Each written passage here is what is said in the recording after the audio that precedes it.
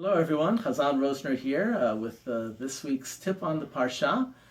This week, of course, is Parshat Vayera, one of the big blockbuster Parshiot. There's no shortage of topics that one could write about on this Parsha, making it a favorite of Bar Mitzvah students preparing for their special day.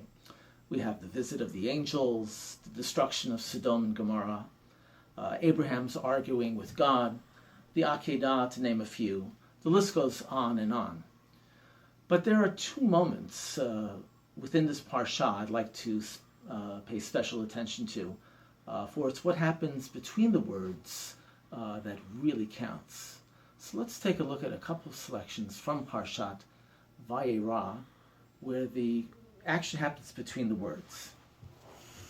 In Parshat Vayera, the second verse reads, Vayisa et einav vayar. And Abraham lifts up his eyes and sees. So we're instructed in this Parsha by our commentaries that the angels are visiting Abraham in his tent. And we also know from a basic premise that the Torah does not like to waste words at all. So it appears that we have an extra word that would be added. That means to see. So the commentaries have instructed us, many of them, Vayisa et einav vayar. He lifts up his eyes and he sees.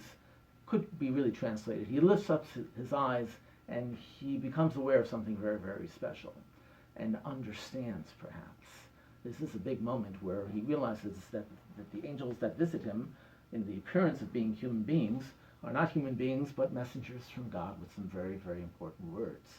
So it's like an aha moment where he goes from seeing to understanding. The second parsha that we have, the second portion from the parsha that we have, deals with Akedat Yitzchak, the very, very ending of the parsha, where Rabbi Cooper spoke to us about this past Rosh Hashanah and Yom Kippur. Vayomer Avraham, Vayomer Hineni. So here God calls out to Abraham right before the slaying of his son. That was the instruction that God gave him at the very beginning of the story on their march to the Akedah. But of course, God spares them at the very, very end. And Vayomer Avraham, Vayomer Hineni. So God calls out to him, Abraham. And in that split second between the two Abrahams, Abraham realizes God is calling him, and the Akedah is not going to take place, thankfully. And of course, God supplies a sacrifice of a goat of a ram nearby instead of his son.